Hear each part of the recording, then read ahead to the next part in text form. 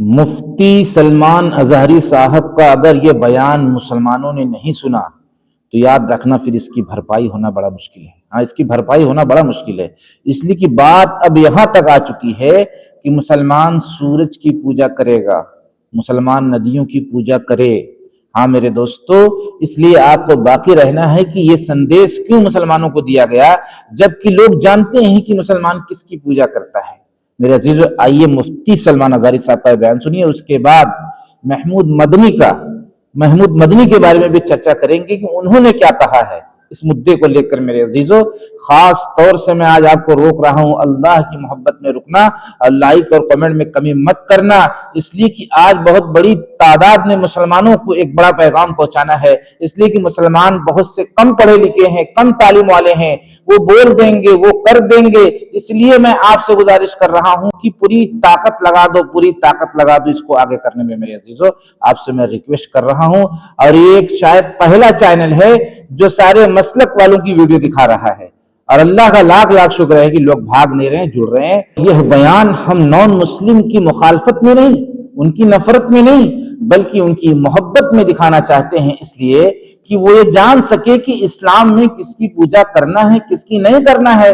ہر مسلمان کو یہ حق ہے، ہر دیش کے ناگرک کو یہ حق ہے کہ وہ اپنی آستھا کے بارے میں دوسروں کو بتلا سکتا ہے کہ میری آستھا میں، میرے پوجا کرنے میں یہ کرنا ہے، یہ نہیں کرنا ہے۔ آئیے میرے عزیزو، ان کا بیان سنو، اس کے بعد مسلمانوں کو میں خاص طور سے روکوں گا نماز کے دو بڑے مسائل کو لے کر۔ کیا ایک سورت سے 17 رکعت نماز عشاء کی پڑھی جا سکتی ہے؟ اور وہ کون سی غلطی ہے جو تعریف کرنے کے بجائے اللہ کی، وہ اللہ کی برائی کر رہا ہے لیکن اس کو پتہ نہیں ہے۔ آخر میں یہ نالج دیں گے۔ میرے دوستو، دیکھا ہوگا آپ نے بیچ میں لوگ پروڈکٹ دکھانا شروع کر دیتے ہیں، تو میں نے سوچا کہ میں اللہ کی بات، موٹے مسائل، اسلامک نالج بتانا شروع کر دوں، لیکن آپ کی مرضی ہے۔ اگر آپ یہ بیان نہیں سن سکتے تو اگر آپ کو زیادہ امپورٹنٹ یہ لگ رہا ہے تو اس کو جا کے سن لو، پریشان مت ہو کہ ویڈیو بہت لمبی ہے، ہر آپشن آپ کے لیے کھلا ہے۔ آئیے مفتی سلمان اظہری کا پہلے بیان سنیے، اس کے بعد ہم محمود مدنی کی بھی چرچا کریں گے۔ یہ جو ہمارے پوروجوں نے کہا ہے، دنیا میں کسی بھی دیش کے لوگ پالن کر سکتے ہیں، اپنے اپنے پنتھ کو رکھ کر۔ نماز پڑھنے والے ہمارے مسلم بندھو بھی پریاورن کے درشٹی سے ندی کی پوجا کرے تو کیا بگڑتا ہے؟ وہ سوریہ نمسکار کرے تو ہم کوئی وروध کرنے والے ہیں کیا؟ وہ پرانایام کریں گے تو غلط ہے کیا؟ نہیں ہے۔ ہم یہ نہیں کہتے تم یہ کرے تو وہ پوجا چھوڑ دو، وہ نماز چھوڑ دو، وہ اگرتی مت جاؤ، یہ تو ہم نہیں کہیں گے۔ محشر کے میدان میں یہ کہا جائے گا وَامْتَازُوا الْيَوْمَ أَيُّهَا الْمُجْرِمُونَ، یہاں کہا جائے گا سارے لوگ ایک ساتھ کھڑے ہوں گے، پھر آرڈر آئے گا مجرم الگ ہو جائیں، اس میں سے جتنے لوگ مجرم ہیں وہ الگ ہو جائیں۔ ان کے چہرے بتا رہے ہوں گے اس دن، اور ان کو الگ کیا جائے گا، ان کو الگ کیا جائے گا مجرمین کو۔ کس بات کے مجرم؟ اللہ تعالیٰ فرماتا ہے الم اعہد الیکم یا بنی آدم اللہ تعبدوا الشیطان۔ پھر رب تبارک و تعالیٰ کا جلال ہوگا اس دن، اور پھر رب تعالیٰ کی ہیبت طاری ہوگی بندوں پر، خشیت ہوگی۔ فرمائے گا مولا کیا میں نے تم سے یہ نہیں عہد لیا تھا کہ اے آدم کی اولاد کے شیطان کی پرستش نہیں کرو گے، اس کے پیچھے نہیں جاؤ گے؟ انہ لکم عدو مبین، بے شک وہ تمہارا کھلا ہوا دشمن ہے۔ کیا میں تم سے یہ وعدہ نہیں لیا تھا ان اعبدونی، کہ تم میری عبادت کرو گے؟ ھذا صراط مستقیم، یہی سیدھا راستہ ہے۔ پھر تم کیسے بہک گئے؟ یہ جتنے غیر اللہ کی عبادت کرتے ہیں سب کے سب اس دن الگ کیے جائیں گے، سب کے سب الگ۔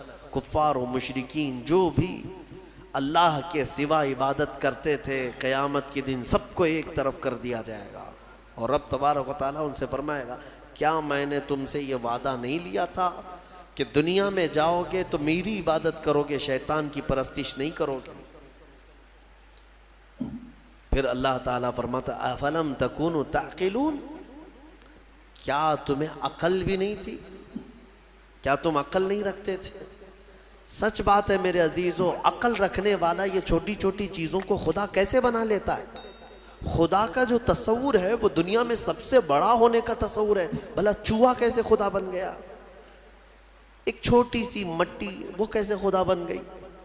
عقل سے کام لیتے ہو کہ نہیں؟ حتیٰ کہ میں آپ کو بتاؤں، مصر کی سرزمین میں ہم جب رہتے، وہاں کے لوگوں نے اس طرح کی پتھروں کی عبادت یا دوسروں کی عبادت انہوں نے دیکھا نہیں۔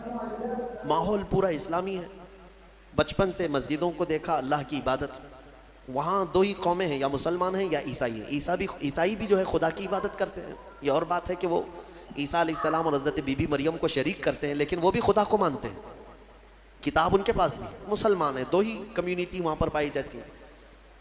تو کبھی کبھار کوئی عام آدمی بھی عرب کا ٹیکسی چلانے والا ہم سے حالات پوچھتا تھا ہندوستان کے، اور پھر یہاں کے بارے میں جب ان کو معلوم ہوتا ہے کہ درخت، پتھر، مٹی، بلی، چوہا، ساری چیزیں عبادت کے لائق سمجھی جاتی ہیں، تو ایک منٹ کے لیے شاک ہو کر رک جاتے تھے، اور پہلا ان کا سوال یہ ہوتا تھا، ما عندہم مخ، سب سے پہلا یہی سوال کرتے، کیا ان لوگوں کے پاس کھوپڑی نہیں ہے؟ کھوپڑی ہے یا نہیں ہے؟ تو یعنی ایک عقل رکھنے والے کے لیے تعجب کی ہی بات ہے کہ میرے سے کمزور میرا خدا کیسے ہو گیا، جس کو میں جب اٹھا رہا ہوں۔ ایک صحابی ہے، حضور پاک صلی اللہ تعالیٰ علیہ وسلم کی بارگاہ میں آئے اور کہتے ہیں، یا رسول اللہ صلی اللہ علیہ وسلم، زمانے جاہلیت کے جب آپ ایمان نہیں لائے تھے، کچھ کام ایسے ہیں، ایک کام مجھے یاد آتا ہے تو بہت روتا ہوں، اور ایک کام ایسا ہے وہ یاد کرتا ہوں تو ہنستا ہوں۔ حضور پاک صلی اللہ علیہ وسلم نے پوچھا، وہ کون سے؟ کہا، زمانے جاہلیت میں جس کام پر مجھے رونا آتا ہے وہ یہ ہے کہ ہمارے گھر بیٹیاں پیدا ہوتی تو ہم گلا مروڑ کر دفن کر دیتے تھے، اپنے ہاتھوں سے مارتے تھے اور زندہ دفن کر کے آ جاتے تھے۔ آج مجھے اس کام پر بڑا افسوس ہوتا ہے، روتا ہوں۔ ایک ایک نے 5 بیٹیاں دفن کی ہیں، اپنے ہی گھر میں پیدا ہونے والی بچیوں۔ کہتے ہیں یہ کام یاد آتا ہے زمانے جاہلیت کا تو بڑا رونا آتا ہے، اور کہتے ہیں پھر ہنسی کس بات پر آتی ہے؟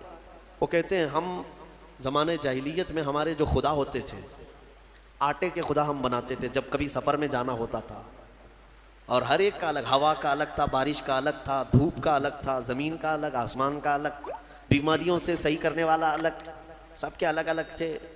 تو ہم وہ آٹے کے بنا کر کے سفر میں لے کر کے چلتے تھے کہ سفر میں ہمارے ساتھ رہے گا ہمارا یہ خدا، اور اس کی عبادت بھی کرتے تھے۔ محترم عزیز ساتھیوں، واضح طور پر بات آپ کے سامنے آ گئی، دلیل کے ساتھ آ گئی کہ ایک مسلمان کو کس کی عبادت کرنی ہے، کس کی نہیں کرنی ہے۔ اب اپنی رائے آپ کمنٹ میں دیتے جاؤ۔ اب ہم آتے ہیں محمود مدنی کی طرف کہ انہوں نے کیا چرچا کیا ہے اس مدعے کو لے کر۔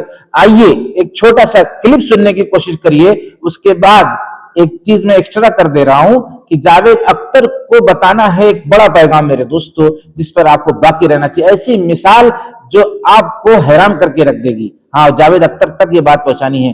آئیے پہلے ان کی بات سنیے۔ پوجا کرنی چاہیے۔ اس بیان کے بعد ایک بڑا ہنگامہ ہو گیا، اور اس کے بعد حضرت مولانا محمود مدنی نے بھی باقاعدہ اپنا پریس نوٹ جاری کرتے ہوئے RSS کے KS سدرشن کو چیلنج کرتے ہوئے یہ بات کہی کہ ہم نے اس سے پہلے بھی مذاکرات کیے ہیں، اور اب بھی ہم آپ کو دعوت دیتے ہیں کہ آپ اس سلسلے میں کہ جس طرح آپ لوگوں کے ذہنوں میں۔ تو میرے دوستو، میرے عزیزو، آپ نے اپنی آنکھوں سے دیکھ لیا، پیپر کو آپ نے پڑھ لیا ہوگا جو اسکرین پر میں نے لگایا تھا، اور وہ ایک ویڈیو میں مجھے ملا تو میں ان کی ویڈیو کے ساتھ لگا دیا تاکہ ایک تصدیق ہو جائے کہ آخر سچائی ہے یا جھوٹ میں بولتا جا رہا ہوں۔ ہاں میرے عزیزو، اس لیے کہ بہت سے لوگ شک کرتے ہیں، اس لیے پوری دلیل کے ساتھ بات ہونی چاہیے۔ چینل چلانا اتنا آسان نہیں ہے، اس لیے پوری دلیل ہونا چاہیے۔ کسی بھی بات کی سچائی اگر ہم لوگوں کے سامنے نہیں لا رہے ہیں تو اس کا جواب میدان محشر میں دینا پڑے گا اللہ تبارک و تعالیٰ کو۔ ہاں میرے عزیزو، اب بتانا یہ ہے کہ اب یہ بھائی جو ہے اپنے بیان میں بات بول دیے، اب ہمیں کیا کرنا ہے؟ ہمیں یہ کرنا ہے کہ ہم کو کسی بھی بھائی کو، جیسے ہم سے کوئی کہہ رہا ہے کہ تم سورج کی پوجا کرو، چاند کی پوجا کرو، ندیوں کی پوجا کرو، وندے ماترم کرو، ہمیں اسے جھگڑنا نہیں ہے۔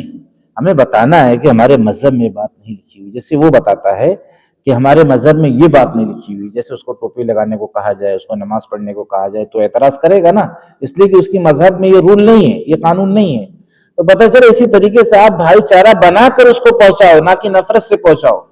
یہ وقت جو آپ کو ویڈیو میں دکھایا ہوں، یہ کام 1500 سال پہلے بھی ہو چکا ہے۔ آپ صلی اللہ علیہ وسلم سے کہا جاتا تھا کہ تم ایک خدا کی عبادت کرو، ایک خدا کی عبادت کرتے ہوئے تم فلاں بت کی بھی عبادت کرو، فلاں خدا کی بھی عبادت کرو جو وہ بنائے ہوئے تھے۔ بس بات اتنی تھی میرے دوستو، لیکن ہمارا ایمان کس پر ہے؟ مفتی سلمان ازاری نے واضح کر دیا۔ اب میں آتا ہوں ان مسائل کی طرف میرے عزیزو، آپ کو ویڈیو کیسی لگتی جا رہی ہے آپ کو کمنٹ میں لکھتے جانا ہے میرے عزیزو، 1-2 کمنٹ تو آپ کو کرنا ہی کرنا ہے کہ وہ کون سی ایسی غلطی ہے جس کی وجہ سے نماز میں اللہ کی تعریف کرنے کے بجائے انسان اللہ کی برائی کر رہا ہے۔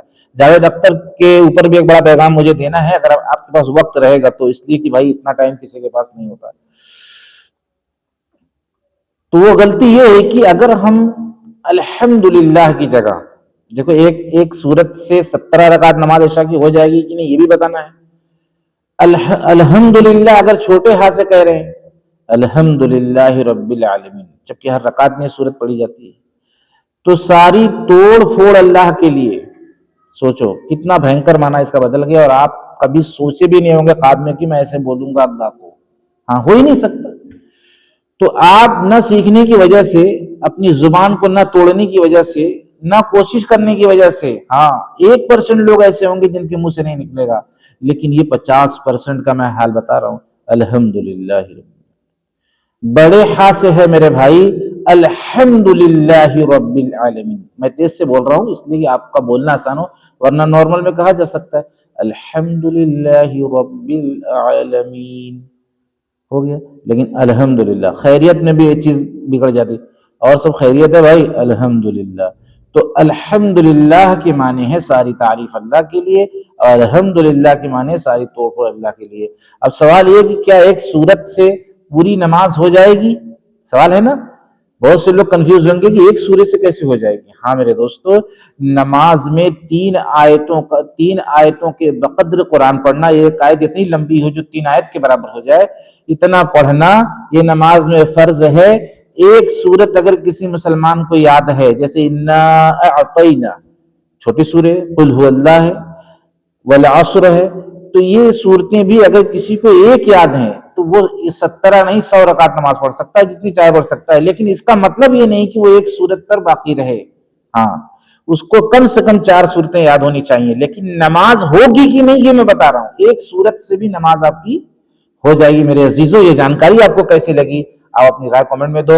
اب میں جاوید اختر کو آخری جواب دے کر ویڈیو کا اختتام کروں گا، اس لیے کہ میرے دوستو میرے عزیزو، بات بہت فکر اور تڑپ کی ہے کہ جاوید اختر کا کہنا ہے کہ جب ریپ ہوتا ہے تو خدا اس کو روکتا کیوں نہیں؟ خدا اس کو روکتا کیوں نہیں؟ اب جاوید اختر سے اگر یہ سوال کیا جائے کیا آپ نے کبھی ریپ کیا، تو ظاہر سی بات وہ بولیں گے نہیں میں نے تو ریپ نہیں کیا، میں تو اس کے خلاف ہوں۔ تو پھر جب ریپ ہوتا ہے تو اس میں خدا کیا کرتا ہے، کیا کر رہا ہے، اس ظلم کو روکتا کیوں نہیں؟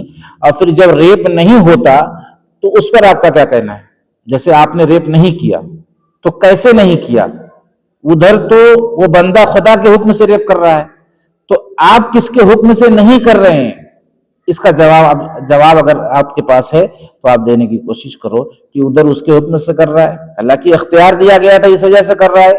جیسے چھری بنائی گئی تو چھری جس کمپنی نے بنایا، ڈیزائن دیا، نکالا، مارکیٹ میں آئی، تو اب آپ کو دیا گیا ہے سبزی کاٹنے کے لیے، گوشت کاٹنے کے لیے، آپ کسی کی گردن کاٹ دو، تو پھر چھری بنانے والے کا دوست اس میں ہے؟ چھری بنا دی گئی کہ بھائی آپ کو یہ کرنا ہے، یہ نہیں کرنا ہے اس سے کام، تو اس پر کیا آپ کا جواب ہے کہ آپ نے ابھی تک ریپ کیوں نہیں کیا؟ آپ کو کس نے روکا تھا اگر وہاں پر اس کے حکم سے ہو رہا ہے؟ تو اسی پر ویڈیو میں اپنی ختم کرنے کی کوشش کر رہا ہوں، اور میری ہر کوشش یہ نہیں ہے کہ کسی کو نیچا دکھانا، بلکہ سوال جواب کرنے کا حق ہے، پاور ہے کہ ہم آپ سے سوال کر سکتے ہیں، آپ سے جواب مانگ سکتے ہیں۔ جب آپ سوال اس طرح کریں گے تو آپ سے جواب بھی مانگا جائے گا۔ میرے محترم عزیزو، ویڈیو کو خوب شیئر کرو۔ السلام علیکم۔